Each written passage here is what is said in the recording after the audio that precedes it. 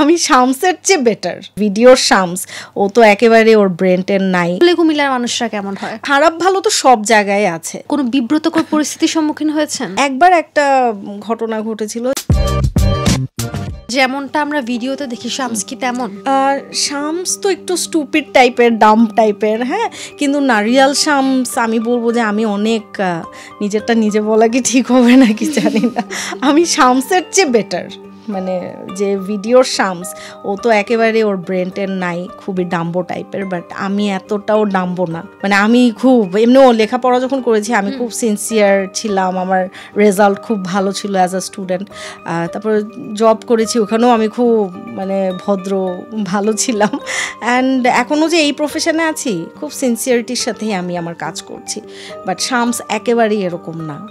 ভিডিওর শামস সে হচ্ছে খুবই কেয়ারলেস, ইরেসপন্সিবল, আর কোনো মানে চিন্তা ভাবনা ফিউচার সম্পর্কে, ফিউচার নিয়ে তার কোনো চিন্তা নাই।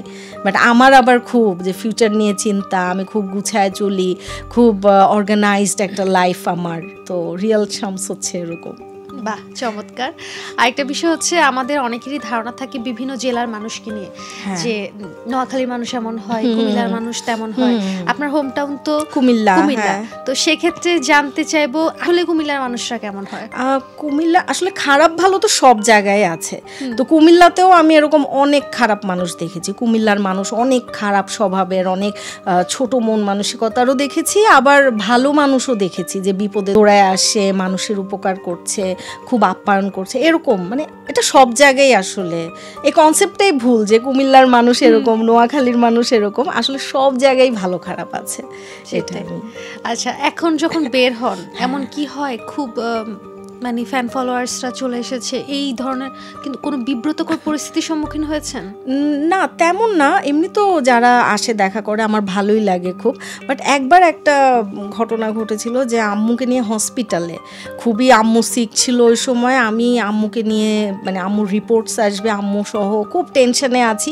এর মধ্যে এক আপু এসে আমাকে বলতেছে, আরে শামস আপু একটু দাঁড়ান, আপনার সাথে কথা আছে, আমার একটা পেজ আছে, প্রমোট করবো, এই সেই। মানে হসপিটালের মধ্যে আমার তখন আমি ওই সেন্সেও ছিলাম না।